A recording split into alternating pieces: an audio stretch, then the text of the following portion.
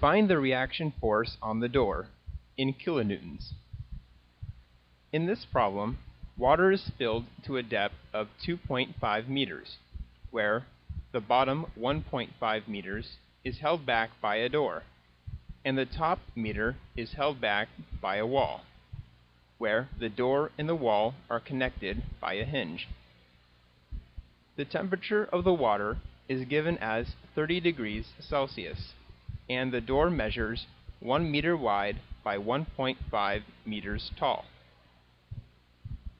The reaction force, Fr, equals Pc times A, where Pc represents the pressure at the centroid of the door, and A represents the area of the door. The door is the shape of a rectangle, so we can calculate the area by multiplying the width of the door by the height of the door, which equals 1.5 meters squared. The pressure acting upon the centroid of the door equals rho g yc.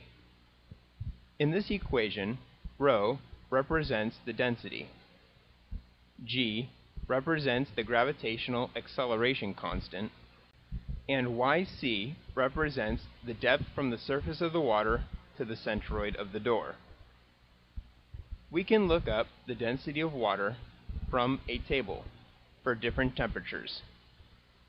Since we've been given the water is 30 degrees Celsius, then we'll use a water density of 995.7 kilograms per meter cubed. In metric units, the acceleration g equals 9.81 meters per second squared, and the depth to the centroid, yc, equals the depth from the water surface to the hinge plus the vertical distance from the hinge to the centroid of the door.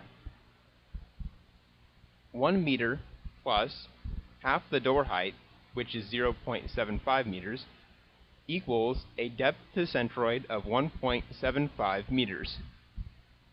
This makes the centroidal pressure, Pc, equal to 17,094 kilograms per meter second squared.